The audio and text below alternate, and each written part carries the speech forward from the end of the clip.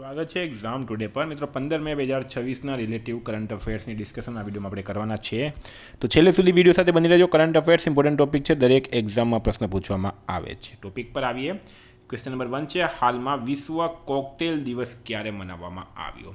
તો પ્રશ્ન છે, વિશ્વ કોકટેલ દિવસ ક્યારે મનાવાયો? રાઈટ આન્સર છે મિત્રો 13 મેના રોજ. આંતરરાષ્ટ્રીય હ્યુમસ દિવસ પણ 13 મેના રોજ મનાવવામાં આવે છે અને રાષ્ટ્રીય એપલ પાઈ દિવસ આ પણ 13 મે મનાવાય છે. કયા રાજ્ય સરકારે પ્રાથમિક શાળાઓમાં શૂન્ય પ્રાથમિક ડ્રોપ આઉટ દર હાંસિલ કર્યો? તો જે પ્રાઇમરી સ્કૂલ્સ હોય છે એની અંદર શૂન્ય પ્રાથમિક ડ્રોપ આઉટ દર હાંસિલ કોણે કર્યું છે? ઝારખંડ રાઈટ આન્સર થશે. ઝારખંડમાં પ્રાથમિક શાળાઓમાં 0% ડ્રોપ આઉટ દર નોંધવામાં આવ્યો છે. સાથે જ વિદ્યાર્થીઓની નોંધણી અને શિક્ષણ કર્મચારીઓના આંકડામાં પણ નોંધપાત્ર ફેરફાર થયો. તો ઝારખંડનું કેપિટલ છે રાંચી, સીએમ છે હેમંત સોરેન અને રાજ્યપાલ છે સંતોષ ગંગવાર. 3 નંબર છે, હાલમાં ચર્ચામાં રહેલી સરમત મિસાઇલ કયા દેશે વિકસાવી? સરમત મિસાઇલ હાલમાં ચર્ચામાં છે, કયા દેશે વિકસાવી? તો રાઈટ આન્સર છે આમાં રશિયા દેશે. મિત્રો આનું સંપૂર્ણ નામ RS-28 સરમત છે. નાટો દ્વારા તેને સતન 2 તરીકે ઓળખવામાં આવે. આ એક અતિ આધુનિક ઇન્ટરકોન્ટિનેન્ટલ બેલિસ્ટિક મિસાઇલ છે. તેને રશિયાની કંપની મેકે રોકેટ ડિઝાઇન બ્યુરો દ્વારા વિકસાવવામાં આવી છે. 4 છે, હાલમાં ગુજરાતના નવા લોકાયુક્ત તરીકે કોની નિમણૂક કરવામાં આવી? ગુજરાતના નવા લોકાયુક્ત તરીકે કોની નિમણૂક કરવામાં આવી? બિરેન વૈષ્ણવની. ગુજરાત હાઈકોર્ટના નિવૃત્ત ન્યાયાધીશ શ્રી બિરેન વૈષ્ણવની ગુજરાત રાજ્યના લોકાયુક્ત તરીકે નિમણૂક કરાઈ છે. વિદ્યાર્થી મિત્રો, એક્ઝામ આવી રહી છે તમારી. અત્યારે મેન એક્ઝામ છે 14 તારીખની પોલીસ કોન્સ્ટેબલ. એક્ઝામ ટુડેની કરંટ અફેર્સની PDF લઈ લેજો. જે લોકો મારા વિડીયો જોઈએ છે બધાને ખબર છે, ડેલી આપણા કરંટ અફેર્સના વિડીયો આવે એટલે પૂરેપૂરું ઓથેન્ટિક કરંટ અફેર્સ તમને મળશે. હાલની PSIની એક્ઝામમાં પણ 100% કરંટ અફેર આપણું પૂછાય છે. PDFનો ચાર્જ 1 વર્ષનો 300 રૂપિયા છે. 9510411961 આ નંબર પર પેમેન્ટ કરો, સ્ક્રીનશોટ મોકલી આપો. 2 મિનિટમાં PDF મળી જશે. કોઈને સબૂત જોવા હોય તો પણ આ નંબર પર મેસેજ કરો, હું તમને સબૂત પણ આપીશ. મારું કરંટ અફેર દરેક પરીક્ષામાં 100% પૂછાય છે. સ્ટીલ ઓથોરિટી ઓફ ઇન્ડિયા લિમિટેડના નવા ચેરમેન અને MD તરીકે કોની નિમણૂક કરવામાં આવી? તો રાઈટ આન્સર છે મિત્રો આમાં અશોક કુમાર પાંડાની. Ashok Kumar Panda steel authority of India લિમિટેડના નવા ચેરમેન બની ગયા છે. 6 છે, હાલમાં પ્રશાંત પિસેને કયા દેશમાં ભારતના નવા રાજદૂત તરીકે નિયુક્ત કરવામાં આવ્યા? તો રાઈટ આન્સર છે મિત્રો આમાં સાઉદી અરબ. સાઉદી અરબનું કેપિટલ છે મસ્કટ, કરન્સી છે ઓમાની રિયાલ, સુલતાન હેતમ બિન તારીક. બરાબર, ત્યાં સુલતાન છે, વડાપ્રધાન કે રાષ્ટ્રપતિ નથી. 7 છે, હાલમાં ભારતીય ઉદ્યોગ પરિસંઘના પ્રમુખ તરીકે કોની નિમણૂક કરવામાં આવી? તો પ્રશ્ન છે ભારતીય ઉદ્યોગ પરિસંઘના પ્રમુખ. રાઈટ આન્સર છે મિત્રો R મુકુંદન. હવે નિમણૂકની વાત કરીએ તો ક્લેર મજુમદારને અગ્રણી બાયોટેક કંપની બાયોકોન લિમિટેડના નવા પ્રમુખ બનાવવામાં આવ્યા.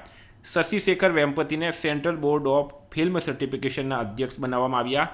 એડોબે મનોજ નાગપાલને ગ્લોબલ ડિલિવરી સેન્ટરના ઉપપ્રમુખ બનાવ્યા. મુંબઈ સ્થિત પશ્ચિમી નૌકાદળ કમાન્ડના આગામી flag officer commanding in chief તરીકે સંજય વાસ્યાની નિમણૂક કરાઈ.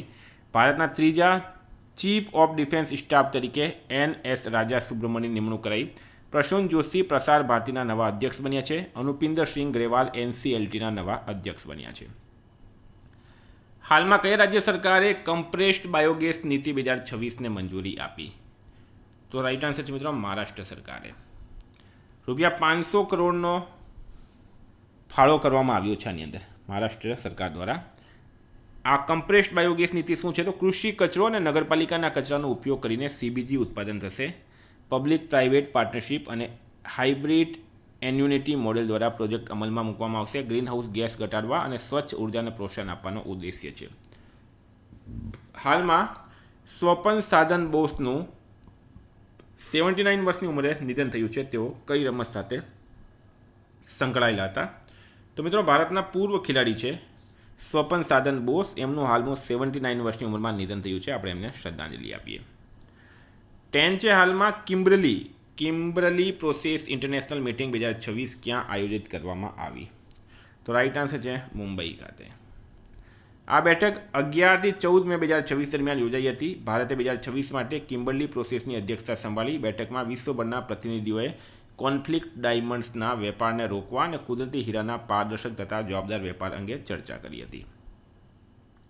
11 છે હાલમાં S&P ગ્લોબલે ભારતનો જીડીપી વૃદ્ધિ દર કેટલા ટકા રહેવાનો અંદાજ લગાવ્યો છે? રાઈટ આન્સર છે મિત્રો 6.6%. બરાબર.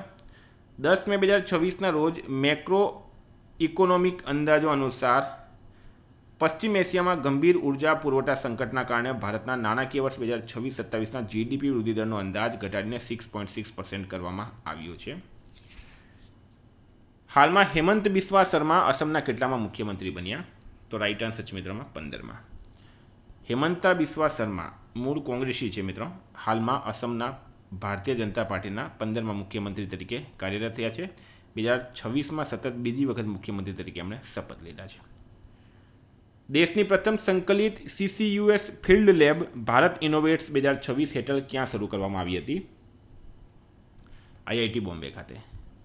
દેશની પ્રથમ સંકલિત CCUS ફિલ્ડ લેબ ભારત ઇનોવેટ્સ 2026 હેઠળ IIT બોમ્બે ખાતે શરૂ કરવામાં આવી હતી. આ સુવિધા CO ને કેપ્ચર કરશે.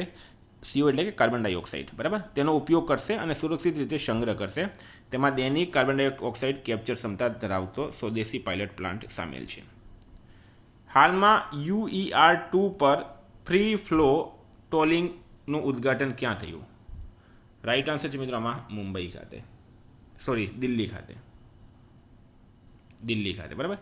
કેન્દ્રીય મંત્રી છે મિત્રો નીતિન ગડકરી. નીતિન ગડકરીએ 11 મે 2026ના રોજ દિલ્હીના અર્બન એક્સટેન્શન રોડ 2 પર મુંડક્કા બકરવાલા ખાતે મલ્ટીલેન ફ્રી ફ્લો ટોલ પ્લાઝાનું ઉદ્ઘાટન કર્યું છે. કેન્દ્રીય મંત્રી અમિત શાહ દ્વારા લોન્ચ કરાયેલ the bench, the bar and the bizarre and the lawful and the awful પુસ્તકો કોણે લખ્યા? તુષાર મહેતા, બરાબર. તુષાર મહેતા મિત્રો ભારતના સોલિસિટર જનરલ છે. એમના દ્વારા આ બે પુસ્તક લખવામાં આવ્યા છે. અમિત શાહે એને લોન્ચ કર્યા. ભારતીય ઉદ્યોગ પરિસંઘ વાર્ષિક સમિટ 2026 ક્યાં યોજાઈ? રાઈટ આન્સર છે એમાં ન્યૂ દિલ્હી ખાતે. તો વિદ્યાર્થી મિત્રો હતા કરંટના પ્રશ્નો. વાત કરીએ રિવિઝનની. 14 મે 2026 આપણે આવી ગયા છે રિવિઝન પર. આંતરરાષ્ટ્રીય છોડ આરોગ્ય દિવસ ક્યારે ઉજવવામાં આવ્યો? 12 મે. કયા રાજ્યના રીભોઈ જિલ્લામાં એરી સિલ્ક પ્રોસેસિંગ યુનિટનું ઉદ્ઘાટન કરવામાં આવ્યું? મેઘાલય. રાઈટ આન્સર છે. મોટોજીપીમાં ફ્રેન્ચ ગ્રાન્ડ પ્રિક્સ 2026 કોણે જીતી? George Martin. 5 વેબ ચેનમાં ફાર્મ ફાઇબર ફેબ્રિક અને ફેશન પછી 5મો એપ ફોરેન છે. કયા રાજ્યમાં? લોરા ફર્નાન્ડિસ કયા દેશના બીજા મહિલા રાષ્ટ્રપતિ બન્યા? કોસ્ટારિકા. કયા રાજ્ય સરકારે મહિલાઓની સુરક્ષા માટે સિંગાપેન એટલે કે સિંહણ સ્પેશિયલ ફોર્સની રચના કરી? તમિલનાડુ. કયા રાજ્યમાં 100 દિવસનું નશામુક્ત અભિયાન શરૂ કરવામાં આવ્યું? જમ્મુ કાશ્મીર. હાલમાં પ્રકાશિત થયેલા અહેવાલ મુજબ ભારતે 2025માં કેટલી ગીગાવોટ રેકોર્ડ સૌર ઉર્જા સ્થાપિત કરી? 44. બ્યુરો ઓફ ઇન્ડિયન સ્ટેન્ડર્ડ્સ દ્વારા સ્પેસ સિસ્ટમ્સ એન્ડ ઓપરેશન પરની ISO સબ કમિટીના 35મા પૂર્ણ સત્રનું આયોજન ન્યૂ દિલ્હીમાં કર્યું છે. હાલમાં યોવેરી મુસેવેનીએ સતત 7મી વખત કયા દેશના રાષ્ટ્રપતિ તરીકે શપથ લીધા? યુગાન્ડા. પ્રવાસી પક્ષી દિવસ ક્યારે મનાવવામાં આવ્યો? 9 મે. ફાયર સેફ્ટી વીક 2026નું આયોજન ક્યારે કરવામાં આવ્યું? 4 મેથી 10 મે. ઇન્ટરનેશનલ બિગ કેટ એલાયન્સ IBCAમાં જોડાનાર 26મો સદસ્ય દેશ બન્યો છે સાઉદી અરબ. ભારતનું પ્રથમ કાર્બન શોષક શેવાલ વૃક્ષ ક્યાં લોન્ચ કરવામાં આવ્યું? ભોપાલમાં. ભારતનો પ્રથમ લો એમિશન ઝોન કયા શહેરમાં? પુણેમાં. મિત્રો ગઈકાલે પ્રશ્ન પૂછાયો ગુજરાત ફોરેન ડાયરેક્ટ ઇન્વેસ્ટમેન્ટ પ્રવાહમાં દેશમાં કેટલામાં ક્રમે રહ્યું? 3જા. રાઈટ આન્સર છે. આજનો પ્રશ્ન છે કયા રાજ્યમાં અન્નપૂર્ણા ભંડાર યોજના શરૂ કરવામાં આવી? એનો જવાબ તમારે કમેન્ટ બોક્સમાં જણાવવાનું. વિદ્યાર્થી મિત્રો વોટ્સએપ ટેલિગ્રામની લિંક ડિસ્ક્રિપ્શનમાં છે. PDF માટે 9510411961 પર કોન્ટેક્ટ કરો. Thank you. ફરી મળીશું. જય હિન્દ, જય ભારત.